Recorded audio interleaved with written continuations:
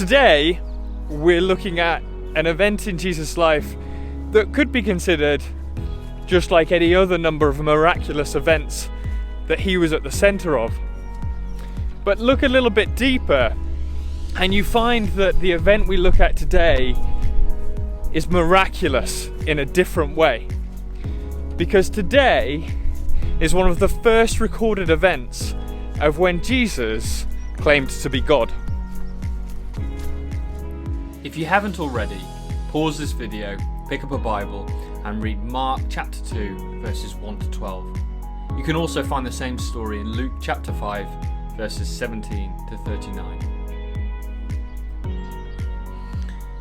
If you've read the passage today, you might be thinking, hang on a minute, James. Not once does Jesus say, I'm God. And you'd be right, he doesn't actually use those words. But if you've watched any of my previous videos, you'll know that these events in Jesus' life often have hidden gems to them. And that's something we're going to explore further today. The passage today has many of the standard hallmarks we've come to expect of a Jesus story. Jesus is preaching the good word. Jesus does miraculous signs. Jesus heals sick people. And Jesus faces off some of his worst critics, the Pharisees and the teachers of religious law.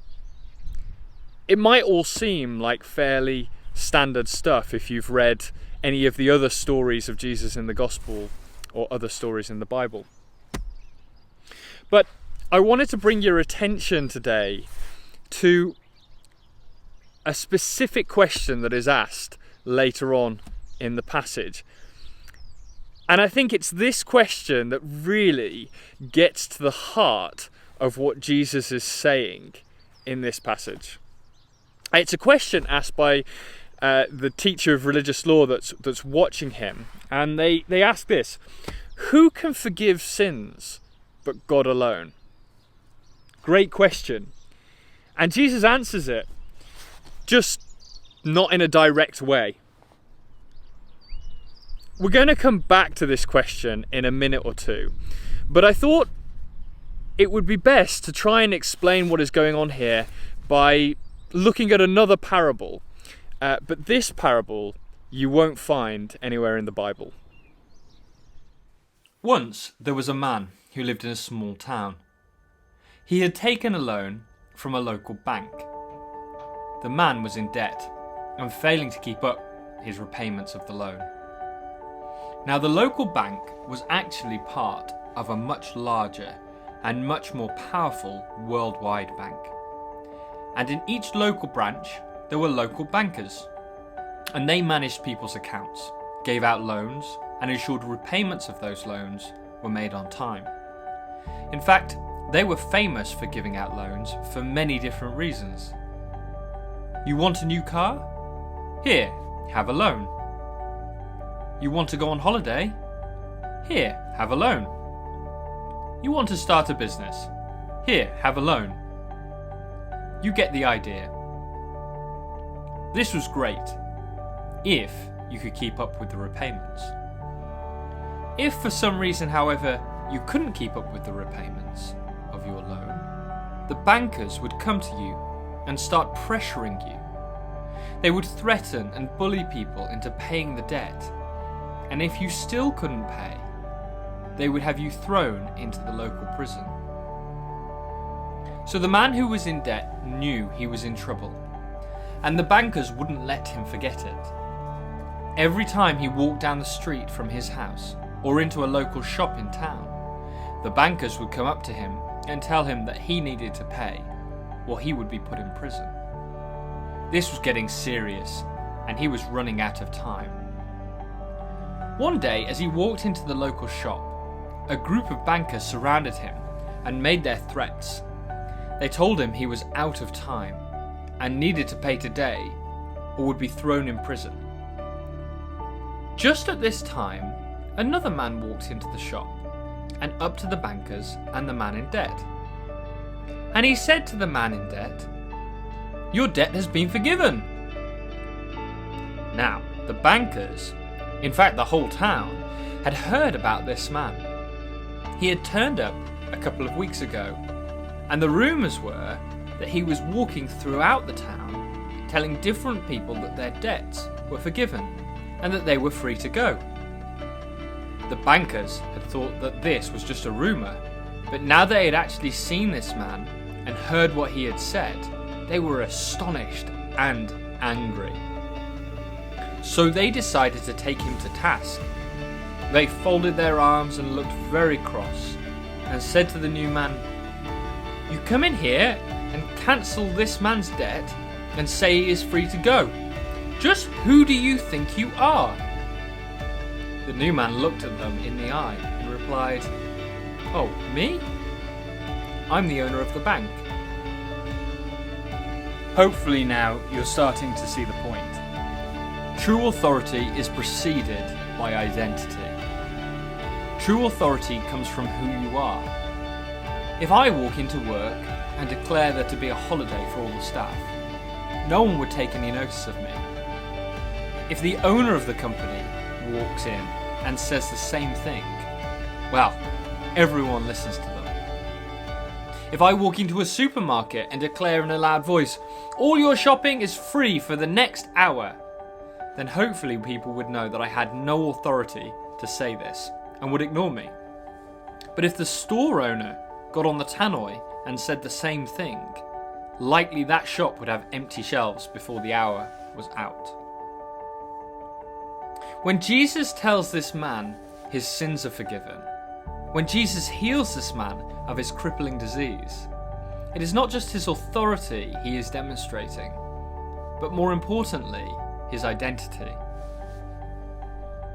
You see, the religious leaders are indignant at Jesus offering to forgive this man's sins because when we sin, we first and foremost sin against God alone. And therefore, the debt of our sin is with God. And actually, interestingly, Jesus doesn't contradict them. I actually think he agrees with them. What Jesus is saying here is, that's right. And I'm God. I'm able to claim this debt and to clear it. And so we're left with an inevitable question. It's a question that everyone who hears this story must ask themselves. Do you believe who Jesus claimed he was? Do you believe that Jesus was God? C.S. Lewis very famously wrote these words in his book, Mere Christianity. "I am trying here to prevent anyone saying the really foolish thing that people often say about him. I'm ready to accept Jesus as a great moral teacher, but I don't accept his claim to be God. This is the one thing we must not say.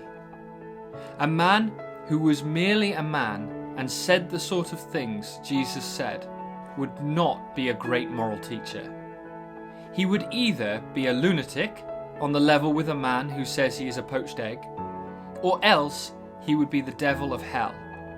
You must make your choice. Either this man was and is the Son of God, or else a madman or something worse. You can shut him up for a fool, you can spit at him and kill him as a demon, or you can fall at his feet and call him Lord and God. But let us not come with any patronising nonsense about his being a great human teacher. He has not left that open to us. He did not intend to." This is a decision that we all have to make. No one can make this decision for you, and no one can make you believe this. But as C.S. Lewis so eloquently put in his words, Jesus has not left the option of good moral teacher open to you and me to believe. I'd like to encourage you here and say that you are not the first nor the last person to have to wrestle with this question of who is Jesus. And in fact, the people who witnessed this event that we see in the passage also had to consider that question. And what's really exciting is we get to see how they responded. What encourages me most about this passage today is the final sentence in it. It's right at the end of verse 12. And it says, "This amazed everyone, and they praised God, saying, 'We've never seen anything like this before.'"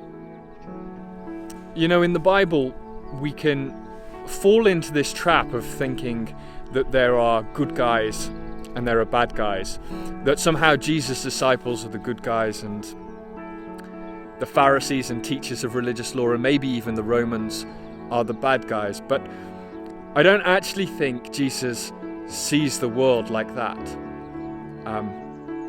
In fact, I think he loves the Pharisees and the teachers of religious law just as much as he loves any other person that he comes into contact with. The difference is that the medicine they require in order for Jesus to get to their hearts is different. That word, everyone, in the final sentence of this passage is so important and so encouraging. It means, well, it means everyone. Everyone who was present was recorded to respond by praising God. And I'm speculating here, but I'm choosing to believe that that included the teachers of religious law in that place who came to faith in Jesus on that day. So, the question remains for you and for me. Do you believe who Jesus claimed to be? Do you believe that Jesus was God? Hey everyone, thanks for watching the video this week. If you enjoy the content that we're uploading, please don't forget to subscribe to our channel, and then you'll be informed of any new content that we upload in the future. See you next time.